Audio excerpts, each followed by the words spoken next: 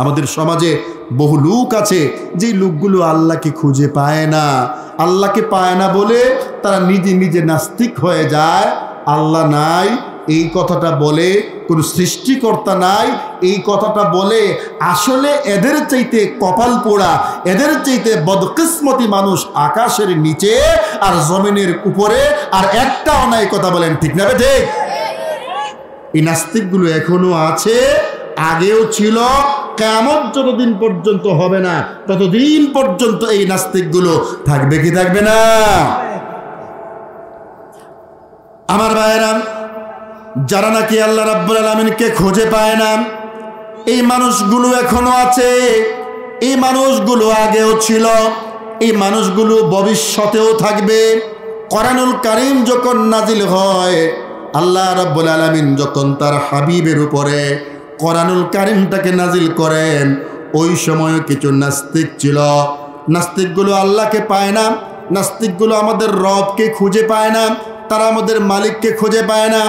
আল্লাহ রাব্বুল আলামিন তাদের সামনে তার পরিচয় খুঁজে বের করার জন্য, তাকে চিনার জন্য, তাকে জানার জন্য আল্লাহ সুবহানাহু তাবারাকা ওয়া তাআলা তার কুদরতের হাজারো নিদর্শনের মধ্য থেকে আমার আল্লাহ রাব্বুল আলামিন 4টা নিদর্শনের কথা বললেন। 1 নম্বরে আল্লাহ রাব্বুল আলামিন বললেন উটের কথা, 2 নম্বরে আল্লাহ পাক বললেন আকাশের কথা, 3 নম্বরে আল্লাহ পাক বললেন পাহাড়ের কথা, 4 নম্বরে আল্লাহ পাক বললেন জমিনের কথা। আল্লাহ রাব্বুল আলামিন 4টা উদাহরণ তাদের সামনে তুলে ধরলেন। সর্বপ্রথম তাদের সামনে আমার আল্লাহ রাব্বুল আলামিন এমন একটা উদাহরণ দিলেন। আরবের নাস্তিকদের কাছে এই উদাহরণটা ছিল খুবই বেশি পরিচিত, এগুলো তাদের খুব জানা ছিল, এটা তাদের জীবনের অনুষঙ্গ ছিল। উট ছাড়া তাদের জীবনটা কল্পনা করা যেত না। এই জন্য আমার আল্লাহ রাব্বুল আলামিন তাদের সামনে তার পরিচয় দিতে গিয়া তার হাজারো লক্ষ অগণিত নিদর্শন সমূহের মধ্য থেকে 4টা নিদর্শনের কথা বললেন। আর 1 নম্বরে মরুভূমির জাহাজ বলে খ্যাত উটের কথাটা বলে দিলেন। আল্লাহ পাক তাদের সামনে উদাহরণ হিসেবে যা আনলেন, তাদের মধ্যে একটা উদাহরণ আনলেন। উদাহরণের নাম কি? উট। উটের নাম শুনছেন আপনারা? উট দেখছেন আপনারা? দেখছেন না আপনারা? উট দেখছেন, হয়তো সরাসরি দেখেন নাই, অন্তত মোবাইলে আপনি দেখেছেন, ছবি দেখেছেন, ভিডিও দেখেছেন। আর এখন তো কোরবানির মৌসুম যখন আসে, তখন কোরবানি করা নিয়ে, উট কোরবানি নিয়ে মাঝে মধ্যে হুলস্থুল হয় কি হয় না? আমার ভাইরা, আল্লাহ রাব্বুল আলামিন অসংখ্য প্রাণী জগৎ তৈরি করে রেখেছেন। এর মধ্যে উটের কথাটা আল্লাহ পাক বললেন। আল্লাহ পাক বললেন আফালা ইয়ানজুরুনা ইলাল ইবিলি কাইফা খুলিকাত। ও নাস্তিকেরা, তোমরা কি লক্ষ্য করো না আমি উটকে কিভাবে তৈরি করেছি? আমি উটকে কত বিস্ময়কর প্রাণী হিসেবে তৈরি করেছি। আমার ভাইরা, উটটা কত বিস্ময়কর প্রাণী আপনি একটু চিন্তা করেন। একটা উটের পিঠে যদি আপনি 270 কেজি পরিমাণে বোঝা চড়াই দিয়ে দেন, একটা উট অবলীলাক্রমে সেই বোঝাটা বহন করে নিয়ে যেতে পারে। একটা উটের পিঠে আপনি 170 কেজি থেকে শুরু করে 270 কেজি পরিমাণ যদি আপনি বোঝা তার পিঠের উপরে চাপায় দেন, তাহলে একটা উট একেবারে অনায়াসে এই বোঝাটা বহন করে সে চলে যেতে পারে। আমার ভাইরা, এটাকে আল্লাহ পাক এত শক্তি দিলেন, পাহাড়ের উপর দিয়ে চলতে পারে, মরুভূমির বালুময় প্রান্তর দিয়ে চলতে পারে। আল্লাহ পাক তাকে এত ক্ষমতা দিলেন, পাথরের মধ্যে হাঁটতে পারে, মরুপথে হাঁটতে পারে, সরু পথে হাঁটতে পারে, ঘন্টায় বোঝা নিয়া 25 কিলোমিটার বেগে দৌড়াতে পারে, একদিনে 100 কিলোমিটার অনায়াসে সে পথ চলতে পারে। আল্লাহ রাব্বুল আলামিন এই উটের কথাটা বলছেন। আর যারা আল্লাহকে খুঁজে পায় না তাদেরকে বলছেন, তোমরা যারা আল্লাহকে খুঁজে পাও না, তোমরা বলো এত শক্তি দিয়া এই প্রাণীটাকে কে তৈরি করলো? এই কারিগরের নাম কি? এই কারিগরের নাম কি? সবাই বলেন এই কারিগরের নাম কি? আওয়াজ দিয়ে বলেন এই কারিগরের নাম কি? আমার ভাইরা, এই কারিগর উটটাকে আপনি কিভাবে ডিজাইন করলেন আপনি একটু শোনেন। ওই উটটা বোঝা বহন করে মরুভূমিতে, উটকে বলা হয় তাকে মরুভূমির জাহাজ। মরুভূমির জাহাজ, উট মরুভূমিতে বোঝা বহন করে। মরুভূমি এমন একটা জায়গা, এখানে খাবারের সংকট হয়, পানির সংকট হয়। ইচ্ছে করলেই পানি পাওয়া যায় না, ইচ্ছে করলেই খাবার পাওয়া যাবে না। আর আল্লাহ রাব্বুল আলামিন যেহেতু তাকে মরুভূমির মানুষের জন্য তৈরি করলেন, আল্লাহ রাব্বুল আলামিন তার আকৃতিটাকে এমন করে তৈরি করলেন, সে যদি টানা 1 মাস পর্যন্ত না খায়, একেবারে 34 দিন পর্যন্ত যদি পানি পান না করে, 30 দিন পর্যন্ত যদি খাবার না খায়, 34 দিন পর্যন্ত যদি পানি পান নাও করে, আল্লাহ পাক তাকে এত ক্ষমতা দিয়েছেন, সে বাঁচতে পারে, সুস্থ থাকতে পারে, চলাফেরা করতে তার কোনো অসুবিধা হয় না। সুবহানাল্লাহ। এত আসতে বললেন, আওয়াজ দিয়ে বলেন সুবহানাল্লাহ। আল্লাহ পাক তাকে এত ক্ষমতা দিয়ে তৈরি করলেন, সে 30 দিন না খাইয়ে থাকতে পারে। আপনি কয়দিন থাকতে পারেন? আপনার কয়দিন থাকার ক্ষমতা আছে? আমার ভাইরা, আল্লাহ রাব্বুল আলামিন তাকে এত ক্ষমতা দিলেন, না খাইতে খাইতে যদি তার স্বাস্থ্য থেকে একেবারে 33% পর্যন্ত কমে যায়, ওই প্রাণীটা মারা যায় না। আপনি না খাওয়ার কারণে যদি আপনার শরীর থেকে আপনার শরীর যদি 8% ভেঙে যায়, মানুষ মরে যাবে। কিন্তু আল্লাহ পাক উটকে এত শক্তি দিলেন, না খাওয়ার কারণে যদি তার শরীর 33% পর্যন্ত ভেঙে যায়, আল্লাহ রাব্বুল আলামিন তাকে টিকিয়ে রাখার ব্যবস্থা করে দিয়েছে। সুবহানাল্লাহ। আমার ভাইয়েরা, উটে আবার যখন খাবার গ্রহণ করে, খাবার যখন পায়, এত খেতে পারে, তৃণলতা তো খেতে পারে, একেবারে কাঁটাযুক্ত খাবার দিলেও খায়া সাবার করে দিতে পারে। আল্লাহু আকবার। একেবারে কঠিন কাঁটাযুক্ত খাবার যদি দেওয়া হয়, সে তাও খেতে পারে। মরুভূমিতে তার তৃষ্ণা হবে খুব বেশি, এই জন্য আল্লাহ পাক তাকে একসাথে এমন ক্ষমতা দিলেন, পানি যখন পাবে তখন 10 মিনিটে এক টানে 130 লিটার পানি তার মধ্যে মজুদ করতে পারে। বলি আল্লাহু আকবার। একসাথে 130 লিটার এত পানি যদি পান করে, পানি পান করার পরে অন্য যে কোনো প্রাণী যদি একসাথে এত পানি খায়, তাহলে তার কিডনি নষ্ট হয়ে যাবে। কিন্তু আল্লাহ তার কিডনিটাকে এত মজবুত করে দিলেন, এত পানি একসাথে নিয়ে কিন্তু তার কিডনিটা নষ্ট হয় না। পড়ি আল্লাহু আকবার। শুধু তাই নয় ভাই, এই পানি তার সঞ্চয় করার পরে যাতে খরচ না হয়, এই জন্য আল্লাহ এত সুন্দর ব্যবস্থা করলেন। আল্লাহ তার নাকের ছিদ্রটাকে একদম ছোট করে দিয়েছেন। পানিটা অনেক বড়, কিন্তু নাকের ছিদ্র অনেক ছোট। নাক যদি বড় থাকে, শ্বাস প্রশ্বাসের সময় এইদিকে পানি ক্ষয় হবে, এই জন্য নাকের ছিদ্রটাকে আল্লাহ পাক করে দিলেন ছোট। এমনকি তার কিডনি এত মজবুত, সে যখন প্রস্রাব করে অল্প অল্প পরিমাণে প্রস্রাব করে, একসাথে বেশি প্রস্রাব করলে পানির সংকট তৈরি হবে। এই জন্য আল্লাহ পাক ডিজাইন করলেন আস্তে আস্তে অল্প অল্প প্রস্রাব করবে। সে যখন মল ত্যাগ করে, আল্লাহ এত বিস্ময়করভাবে তৈরি করলেন। আপনি দেখবেন আপনার বাড়িতে যদি গরু থাকে, গরু মল ত্যাগ করলে সেটা ভিজা হয়, সেটা নরম হয়, আপনার ময়লা নরম হয়, অন্য সকল প্রাণীর মলগুলো হচ্ছে নরম। আর আল্লাহ পাক উটের মলটাকে এত শক্ত, এত শুকনা করে দিয়েছেন, এইটা ছাড়ার সাথে সাথে আগুন দিলে আগুন লেগে যায়। সকলে পড়ি আল্লাহু আকবার। কেন সেটা করেছেন জানেন? যাতে করে তার পানির অপচয় না ঘটে। পড়ি আল্লাহু আকবার। আমার ভাইরা, এই জন্য আল্লাহ রাব্বুল আলামিন কোরআনুল কারীমের মধ্যে জানায় দেন, আফালা ইয়ানজুরুনা ইলাল ইবিলি কাইফা খলাকাত ওয়া ইলাস সামাই কাইফা রুফিআত ওয়া ইলাল জিবালি কাইফা নুসিবাত ওয়া ইলাল আরদি কাইফা সুতিহাত। ওগো আল্লাহর নবী, আপনি দুনিয়ার নাস্তিকদেরকে বলেন, যারা নাকি আল্লাহকে খুঁজে পায় না, যারা নাকি আল্লাহর অস্তিত্ব খুঁজে পায় না, তাদেরকে বলেন তারা যেন উটের দিকে লক্ষ্য করে আল্লাহ রাব্বুল আলামিন কোন ক্ষমতা দিয়া তাকে তৈরি করেছেন, তাদেরকে বলেন তারা যেন আকাশের দিকে তাকায়, তারা যেন প্রশ্ন করে এই আকাশটা কে তৈরি করলেন? এই আকাশের মধ্যে কে এত তারকাপুঞ্জ তৈরি করলেন? কে এই নক্ষত্রপুঞ্জ তৈরি করলেন? এগুলোর গতিপথ কোন রথ তৈরি করলেন? এই যে বড় বড় পাহাড় আছে, ঝর্ণাধারা আছে, গাছগাছালি আছে, পাক পাকালি আছে, তরুলতা আছে, আল্লাহ রব্বুল আলামিন আমাদেরকে প্রশ্ন করেন, দুনিয়ার মানুষদেরকে প্রশ্ন করেন, ও দুনিয়ার মানুষেরা, তোমরা কি লক্ষ্য করো না কোন কারিগর, কোন রব এগুলোকে সৃষ্টি করেছে? বলেন তো দেখি, এইগুলো সৃষ্টি করেছেন যিনি, তার নাম কি?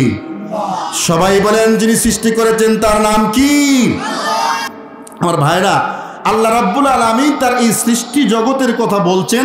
আমাদের নামাজ কিন্তু একসাথে হবে, এখানে মসজিদ আছে,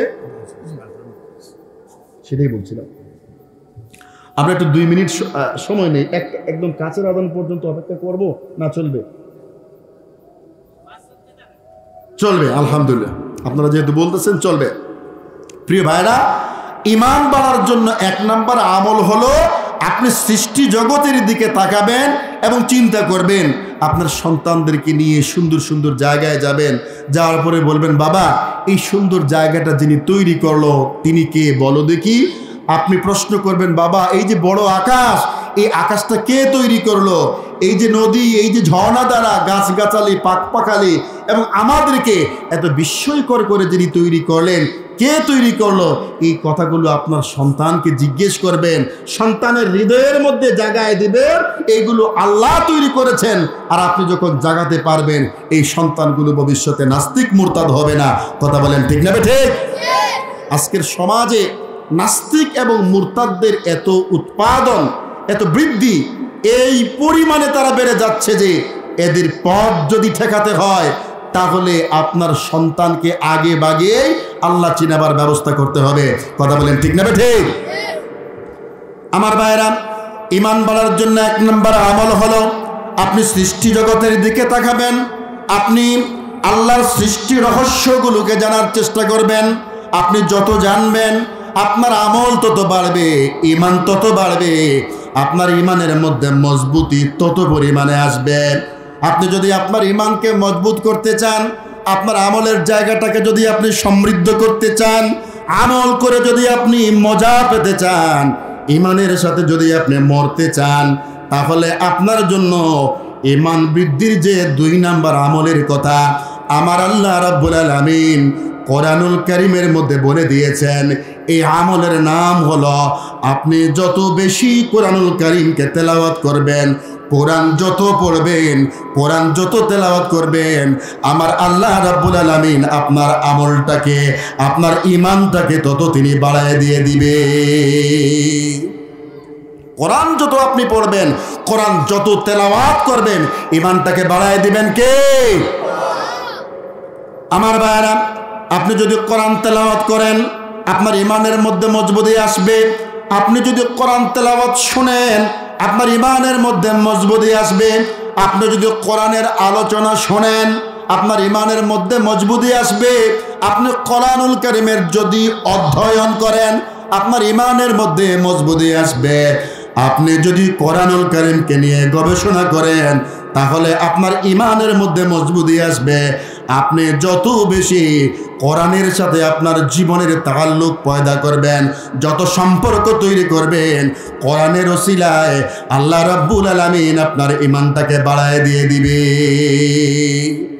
আল্লাহ রাব্বুল আলামিন বলছেন, ওয়া ইযা তুলিয়াত আলাইহিম আয়াতুহু যাদাতুহুম ঈমানা ওয়া আলা রাব্বিহিম ইয়াতাওয়াক্কালুন।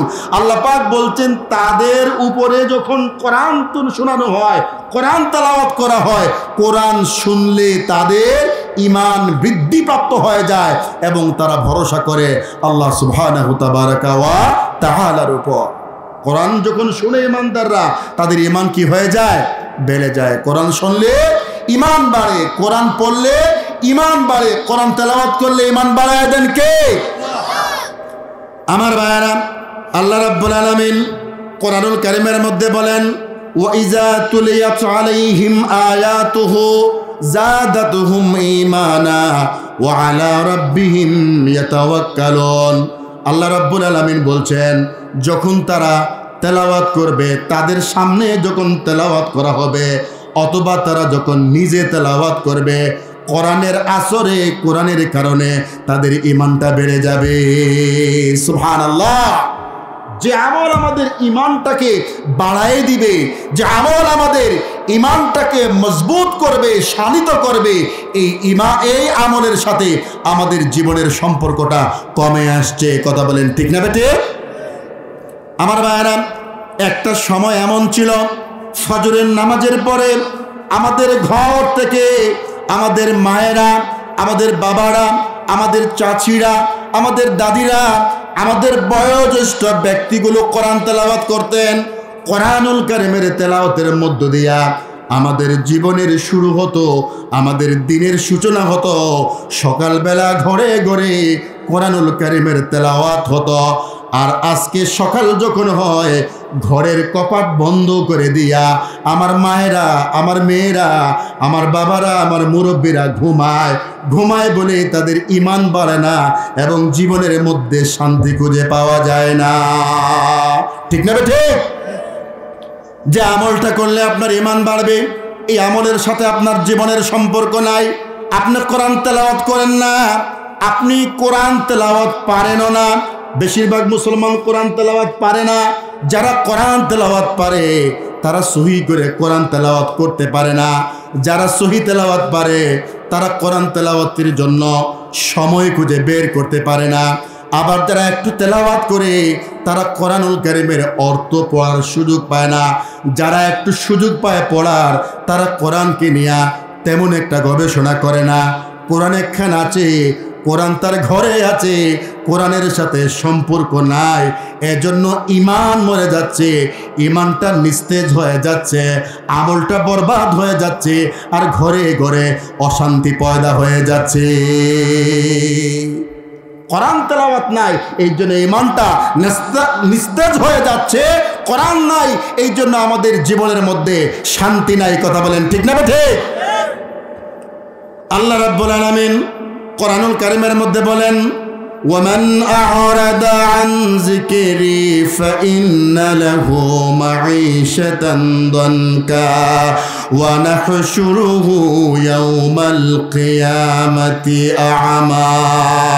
আল্লাহ রাব্বুল আলামিন বলেন, যারা আমার কোরআন থেকে মুখ ফিরায় নেবে, আমার জিকির মানে আল্লাহর কোরআন থেকে যারা তাদের মুখটাকে ফিরায় নেবে, কোরআন তেলাওয়াত করবে না, কোরআন পড়বে না, কোরআনের সাথে সম্পর্ক রাখবে না, আল্লাহ রাব্বুল আলামিন বলেন তাদের জীবনটা কণ্টকাকীর্ণ হবে, তাদের জীবনটা হবে কষ্টের, জীবনে শান্তি পাবে না, জীবনে সুখ থাকবে না, টাকা থাকবে শান্তি থাকবে না, পয়সা থাকবে শান্তি থাকবে না, সুন্দর একটা বাড়ি থাকবে, বাড়ির ভেতরে ঘুম লাগবে না, নিজের স্ত্রী আছে, স্ত্রীর কাছে সম্মান পাওয়া যাবে না, আছে সন্তানের মধ্যে ইজ্জত পাওয়া যাবে না। কেন পাওয়া যাবে না? কোরআন থেকে তারা মুখ ফিরায় নিয়েছে। কোরআন থেকে মুখ ফিরায় নিলে আল্লাহ পাক বলেন কোরআন বিমুখ হওয়ার কারণে আল্লাহ তাদের জীবনটাকে কষ্টের জীবন বানায় দিয়ে দিবে।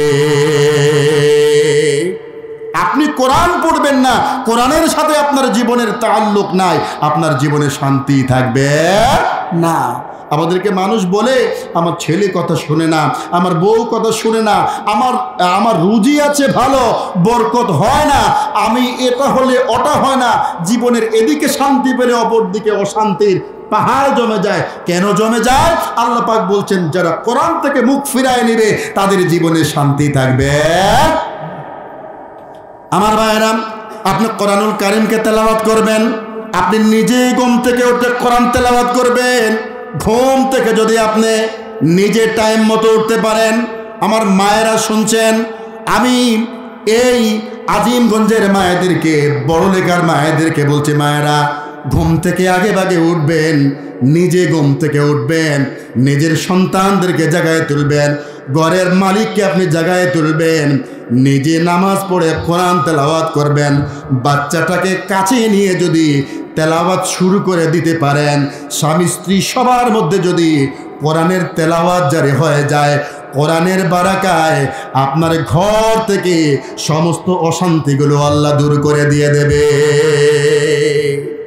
আপনি কোরআন তেলাওয়াত করবেন, ঘর থেকে অশান্তি দূর করে দিবেন কে? কথা বলেন না কেন? দূর করে দিবেন কে? বলেন সবাইকে, দূর করে দিবেন।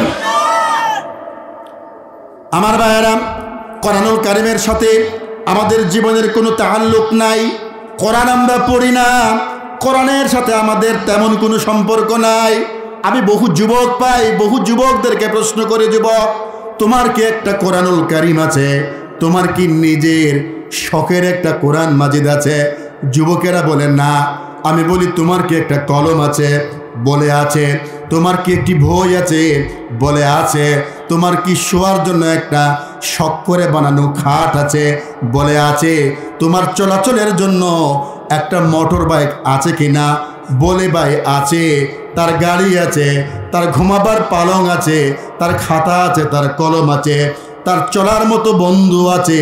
কিন্তু আমি তাকে প্রশ্ন যদি করি, ভাই তোমার জীবনের অনুষঙ্গ হিসেবে তোমার কি শখ করে ভালোবাসা দিয়া কেনার মতো তুমি নিজে কিনেছো এমন একটা কোরআন মাজিদ তোমার আছে কিনা? ম্যাক্সিমাম তরুণ আমাদেরকে বলে ওই রকম শখ করে, আদর করে, একেবারে আফসোস করে একটা কিনেছি, একটা কোরআন আমার নাই। সব আছে, বাড়ি আছে, খুব শখ করে আপনারা সুন্দর সুন্দর বাড়ি বানান না? যার যত বাড়ি সুন্দর সে আরো সুন্দর করতে চায়। একজনের এইরকম হয়েছে, আরেকজন তার চাইতে আরো উন্নত করতে চায় কি চায় না?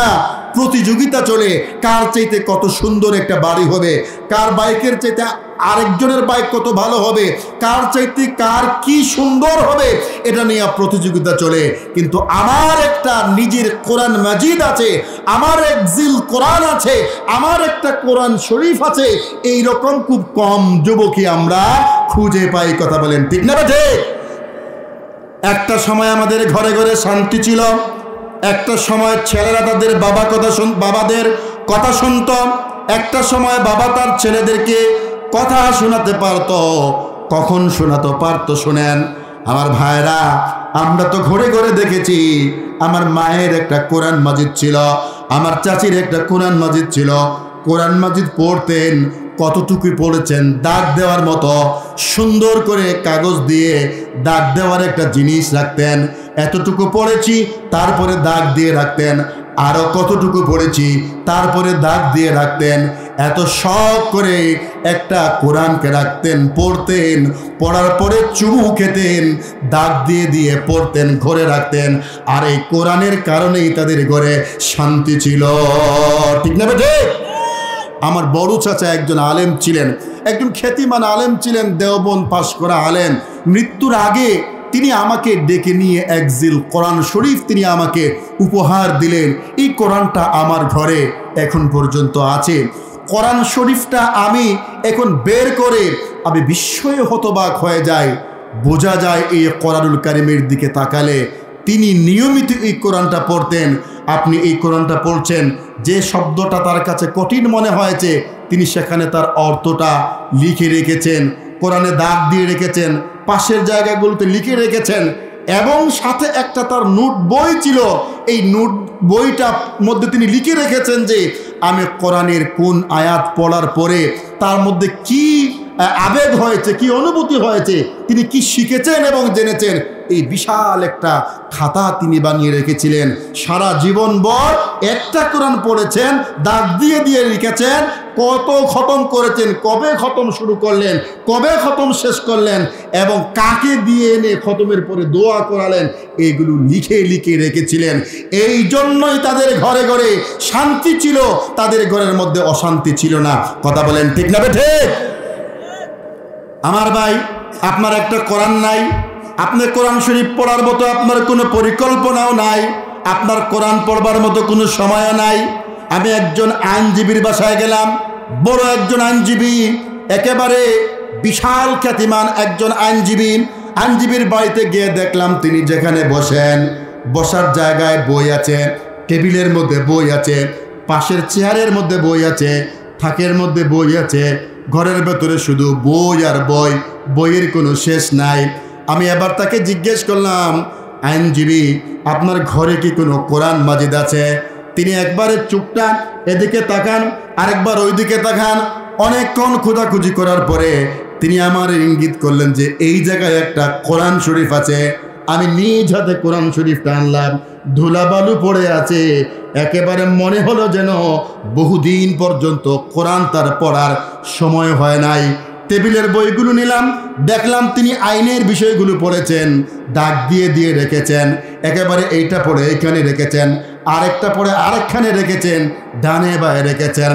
প্রতিদিন তিনি তার আইনের কিতাবগুলো পড়েন, কিন্তু যে কিতাবের মধ্যে শান্তি আছে এই কিতাবটার মধ্যে ধুলা বালু পড়ে আছে। উকিল সাহেবের এই কিতাব পড়ার টাইম হয় না, ঠিক না ঠিক? এটা মনে হয় শুধু উকিল সাহেবের জীবনে, নাকি আমাদের জীবনটাও এইরকম? কি বলেন?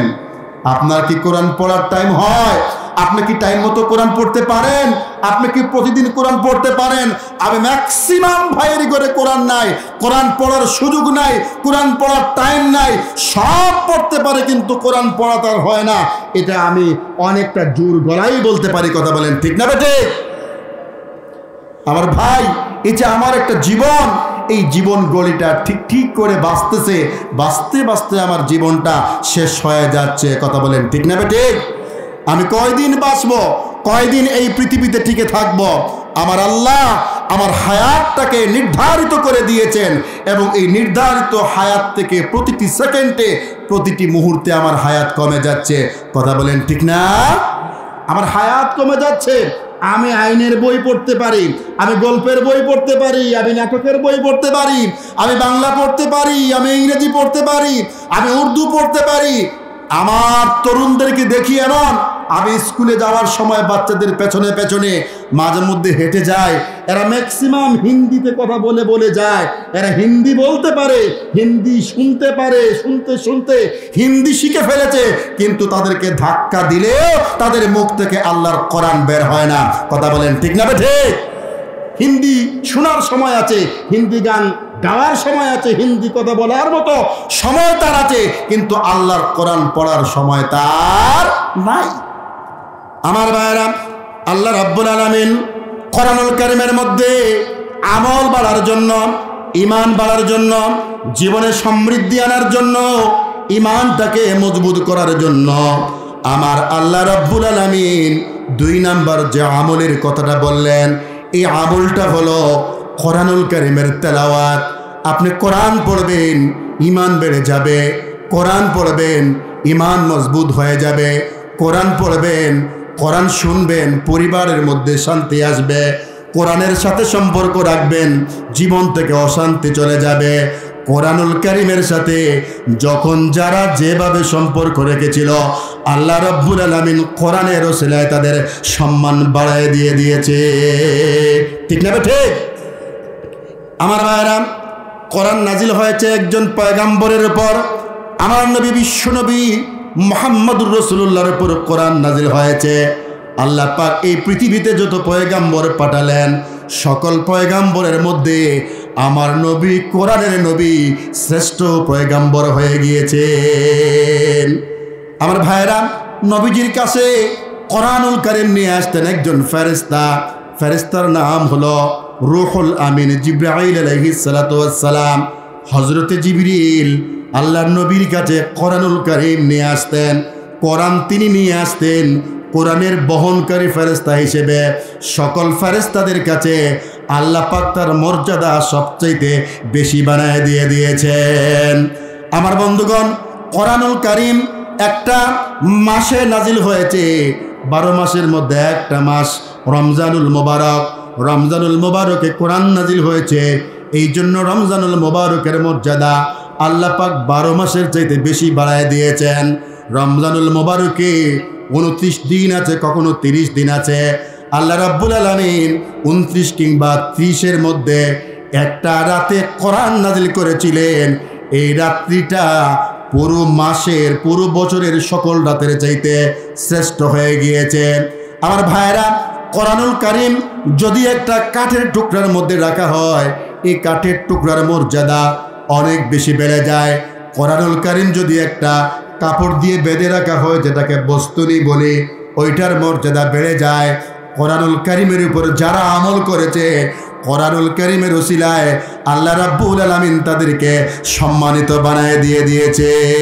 সুবহানাল্লাহ। সাইয়েদনা ওমর তিনি ছিলেন একজন উগ্র মেজাজি যুবক, যেই মাত্র কোরআনুল কারীমের পরশে আসলেন, কোরআনের ওসিলায় তিনি গোটা পৃথিবীর একটি সবচেয়ে শ্রেষ্ঠ একটা যুবকে পরিণত হয়ে গেলেন। কথা বলেন ঠিক না বেটে? তার মানে কি? তার মানে হলো যদি আমরা কোরআন পড়ি, আমরা কোরআন তেলাওয়াত করি, আমরা কোরআন তেলাওয়াত শুনি, তাহলে আমাদের ঈমানটাকে বাড়ায় দিবেন কে? আমরা কি কোরআন তেলাওয়াত করতে পারবো ভাই? আমরা কি শখ করে একটা কোরআন কিনতে পারবো ইনশাআল্লাহ?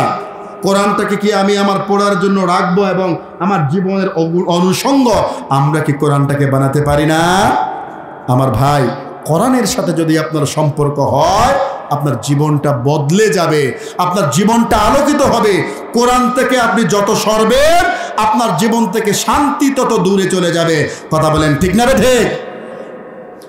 আমার ভাইরা, জীবনে যদি আপনি শান্তি আনতে চান, আপনার ঈমানটাকে যদি আপনি বাড়াতে চান, ঈমান বাড়াবার জন্য, ঈমানের মধ্যে সমৃদ্ধি আনার জন্য, ঈমানের মধ্যে সচেতনতা, ঈমানের মধ্যে সতেজতা আনার জন্য আল্লাহ রাব্বুল আলামিন কোরআনুল কারীমের মধ্যে 3 নাম্বার যে আমলের কথা বলেছেন, সেই আমলের নাম হলো, আমরা যদি ভালো মানুষদেরকে আমাদের বন্ধু বানায় নিতে পারি, তাহলে ভালো বন্ধুদের ওসিলায় আমাদের ঈমান তাজা হবে, ঈমানের মধ্যে মজবুতি চলে আসবে। আপনার বন্ধু যদি ভালো হয়, আপনার সঙ্গী যদি ভালো হয়, আপনি যদি সৎ সঙ্গ বানাতে পারেন, তাহলে এই সৎ সঙ্গীদের ওসিলায়, তাদের সোহবতে আপনার ঈমানটা মজবুত হয়ে যাবে। কথা বলেন ঠিক না ঠিক? আল্লাহ রাব্বুল আলামিন কোরআনুল কারীমের মধ্যে বলছেন, ইয়া আইয়ুহাল্লাযীনা আমানুত্তাকুল্লাহ ওয়া কুনু মা'আস সাদিকিন, হে ঈমানদারেরা, তোমরা আল্লাহকে ভয় করো এবং তোমরা সত্যবাদীদের বন্ধু হয়ে যাও। পড়ি সুবহানাল্লাহ। আপনি যদি সত্যবাদীদের বন্ধু হন, আপনি নেক মানুষের যদি বন্ধু হন, তাহলে নেক মানুষের ওসিলায় আপনার ঈমানটাকে তাজা করে দিবেন কে? আমার ভাইরা, সৎ সঙ্গের উদাহরণ, ভালো বন্ধু বানাবার উদাহরণটা আমার নবী, বিশ্বনবী রাসূলে আরবি সাল্লাল্লাহু আলাইহি সাল্লাতু ওয়াত তাসলিম জানায় দিচ্ছেন। আল্লাহর নবী বলেন, ভালো সঙ্গীদের উদাহরণ হলো এমন, আতর বিক্রেতার মতো। আতর বিক্রেতার কাছে যদি যান, তাহলে আপনি হয়তো বা নিজে নিজে আতর কিনবেন, অথবা যদি না কিনেন, আতর বিক্রেতা আপনার হাতে একটুখানি আতর লাগায় দিতে পারে। অথবা আতর বিক্রেতার কাছে গেলে এমনিতেই আপনি কিছুটা ঘ্রাণ আপনার নাকে আসবে। আপনার সৎসঙ্গের উদাহরণ হলো আতর বিক্রেতার মতো, আর অসৎসঙ্গের উদাহরণ হলো, আপনি অসৎসঙ্গ হলো একেবারে ফাপুরে ফু দেওয়া কামারের মতো। কামারের কাছে যদি আপনি যান, তাহলে কামারের ওইখান থেকে আগুনের ফুলকি আপনার গায়ে লাগতে পারে, অথবা দুর্গন্ধ আসতে পারে, আপনি ক্ষতিগ্রস্ত হতে পারেন। ঠিক না বেটি? আপনি কামারের কাছে যদি যান, তাহলে পরে কামারের কাছে যদি আপনি যান, তাহলে কামারের কাছে গেলে আপনি সেখানে তার কাছ থেকে ক্ষতিগ্রস্ত হওয়ার সম্ভাবনা আছে। নেক মানুষের কাছে গেলে, নেক মানুষের সঙ্গী হলে ঈমানটাকে বাড়ায় দিবেন কে? আমি আমার ভাইদের কাছে একটু বলতে চাই, আমি আমার কথাটা যেভাবে শেষ করতে চাই, কোনো ভাই উঠবেন না দয়া করে। আমি 5 মিনিটে কথা শেষ করব, একজন ভাই উঠবেন না ইনশাআল্লাহ। উঠবেন না তো? কেউ আর উঠবেন না। 5 মিনিটে শেষ করব। 5 মিনিট একটু কষ্ট করে বসেন। আপনার আমলটাকে যদি আপনি সমৃদ্ধ করতে চান, আপনি যদি আপনার ঈমানকে যদি আপনি তাজা করতে চান, আপনার ঈমানের মধ্যে যদি কুওয়াত ফিরিয়ে আনতে চান, তাহলে আপনাকে ভালো মানুষের সঙ্গী হতে হবে। ঈমানদারদের সঙ্গী হবে, ঈমান বাড়বে। ঈমানদারদের সঙ্গী হবে, আমল বাড়বে। আল্লাহওয়ালাদের সাথী হবে, আপনার জীবনের মধ্যে পরিবর্তন আসবে। আর যদি আপনি আল্লাহওয়ালাদের সাথে না চলে খারাপ, অসভ্য এবং আল্লাহদ্রোহী মানুষের সাথে চলাফেরা করেন, তাহলে তাদের বদ তাসিরে আপনার জীবনটা বরবাদ হয়ে যাবে। কথা বলেন ঠিক না ঠিক? আপনি বেনামাজির সাথে চলবেন, আপনি বেনামাজি হবেন। আপনি সুদখোরের সাথে চলবেন, আপনি সুদখোর হবেন। আপনি মদখোরের সাথে চলবেন, আপনি মদকুর হবেন, জিনাকুরের সাথে চলবেন, জিনার প্রভাব আপনার জীবনে পড়বে। আমি খুব ছোট করে একটা কথা বলি প্রিয় ভাই, দেখে থাকবেন, একটা ঘরের একটা মেয়ের যদি চরিত্রটা একটু খারাপ হয়ে যায়, তাহলে দেখবেন এই ঘরের এই বাড়ির সবগুলো মেয়ে একই সাইজের হয়ে গিয়েছে। একটা বাড়ির একটা ছেলে যদি বেলাইনে চলে যায়, তার দেখা দেখি তার চাচাতো ভাই, তার খালাতো ভাই, তার বাড়ির সব ভাইগুলো খারাপ হয়ে যায়। একজন মানুষ এভাবে একজন মানুষের কাছ থেকে প্রভাবিত হয়, মানুষ মানুষের কাছ থেকে প্রভাবিত হয়। এই জন্য ইমানটাকে মজবুত করার জন্য নেক মানুষের সঙ্গে থাকার দরকার আছে না নাই? আমার ভাইরা, 4 নম্বর যে আমলের কথা বলবো, যে আমলটা করলে আপনার ইমানটা মজবুত হবে, সেটি হলো নবী এবং রাসূলদের জীবনে যদি আপনি পড়েন, সাহাবীদের জীবনে যদি আপনি পড়েন, তাহলে আপনার ইমানটাকে আল্লাহ পাক মজবুত করে দিয়ে দিবেন। 5 নম্বর যে আমলের কথাটা বলে আমার আলোচনাটা শেষ করে দিতে চাই, সেটি হলো আপনি যত বেশি আল্লাহর জিকির করবেন, আল্লাহর নাম নেবেন, তত বেশি আপনার ইমানটাকে মজবুত করে দিবেন কে? এই জন্য আমাদের কণ্ঠে, আমাদের জবানে, হাঁটতে বসতে সব সময় আমরা জিকির জারি করে রাখবো কার? বলেন, জিকির জারি করে রাখবো কার? আল্লাহ সুবহানাহু তাবারাকা ওয়া তাআলা আমাদেরকে মজবুত ইমানের অধিকারী হওয়ার তৌফিক দান করুন। সকলে পড়ি আল্লাহুম্মা আমিন।